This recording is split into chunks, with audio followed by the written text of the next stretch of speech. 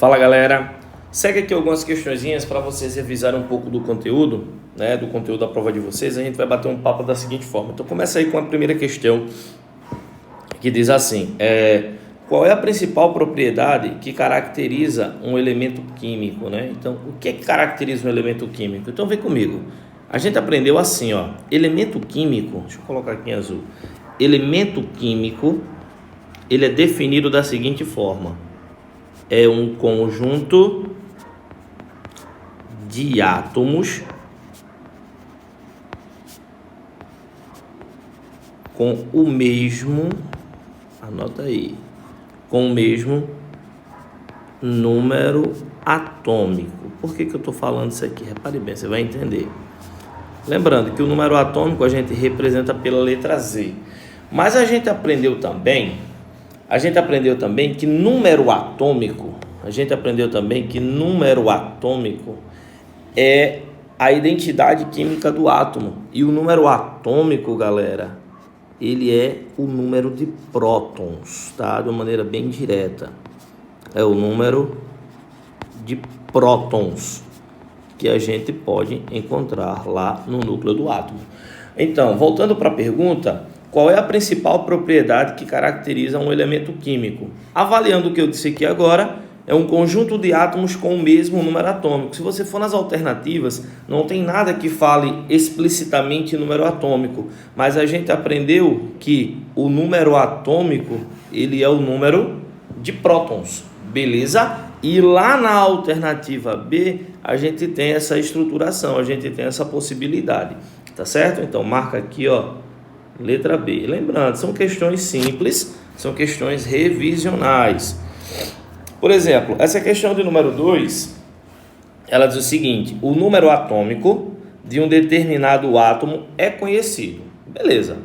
Para se determinar seu número de massa, é preciso se conhecer também o número D. Galera, presta bem atenção. Ele está dizendo que tem um átomo, certo? Eu não sei quem é esse átomo, mas ele me disse que o número atômico desse átomo é conhecido. Ou seja, eu tenho posse desse número, beleza? Tudo bem até aqui? Então, só para a gente fazer a representação, a gente sabe que... Opa, deixa eu voltar aqui. A gente sabe que o número atômico ele é representado aqui embaixo. Tudo bem? Aí ele diz o seguinte: para se determinar o seu número de massa, é preciso... O que é preciso? É preciso conhecer o número de nêutrons, oxidação, o número de prótons, Avogadro ou elétrons. A representação de um elemento, deixa eu melhorar aqui isso aqui.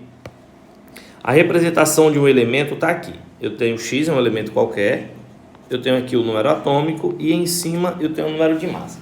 Nós aprendemos isso. Aí a gente aprendeu também a seguinte ideia, que o número de massa é a soma de tudo que eu tenho no núcleo, que são os prótons e os nêutrons, que é o número atômico e o meu número de nêutrons, tá? Então vamos botar aqui, ó, A é igual ao número atômico mais o número de nêutrons. Aí eu te pergunto, de acordo com a questão, eu conheço o número atômico, beleza? Eu conheço o número atômico e eu quero determinar o número de massa. Então, o que é que eu faço? Eu conheço o número atômico e eu quero determinar o número de massa. Quem é que fica faltando aqui para mim, galera? Fica faltando o número de nêutrons. Vou te dar um exemplo real, beleza? Vou te dar um exemplo real. Então, aqui eu já tenho a minha alternativa, letra A. Beleza? Então, por exemplo, uma situação bem real, eu tenho o seguinte, exemplo. Então, uma situação real. Vamos supor que eu tenho aqui um átomo de sódio. O átomo de sódio tem número atômico 11, lá no interior dele. E além disso, deixa eu colocar aqui, ó, número atômico 11, tem número de nêutrons igual a 12. E com essas duas informações, eu consigo determinar a massa, que é basicamente uma aplicação prática da questão que foi exposta aí. Beleza? Aí você iria lá, bonitinho, pegaria a fórmula e diria: